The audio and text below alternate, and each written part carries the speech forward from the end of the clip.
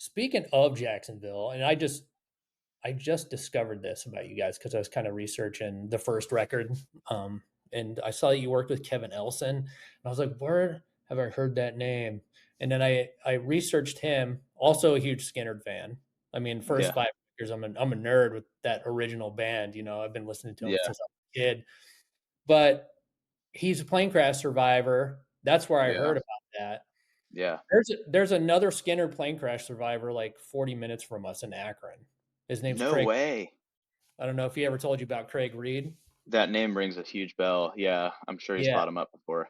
Yeah, but That's he was from crazy. Ohio and hooked up with the band in 1973 and just Wow. happenstance when they're on tour with The Who and, they made friends and then he toured with them until the crash, so he was on that plane with Kevin, but I thought that was an interesting fact. Legendary producer, it turns out. I didn't know this. He worked with Journey and Skinner. So what was it like collaborating with him on that record? The Yeah. record sounds amazing. So anybody listening, go check out all the Fortune Child stuff. It's really killer. But yeah, how did that come about, and what was that like for you? Another kind of crazy, like I don't know, happenstance scenario thing. So there's this guy that we're really close with out of Jacksonville. His name's Brandon, and he's also a huge Skinner fan. And Mhm. he's known Buddy, our guitar player, for a very long time, for years and years and years. And we put the band together, whatever. We start playing, and Brandon's like, "You guys got something super special. Like somebody needs to hear about this." And he ended up getting in touch with Kevin, um, and being like, "Hey, man, like."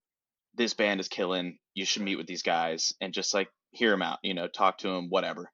And I remember we went to a coffee shop in St. Augustine and we we sit down and he rolls up in like this like insane car. He's got like a rollie on. I was like, who in the heck is this guy? And I remember because before we were Fortune Child, we were Dangerbird was like the first name of the band.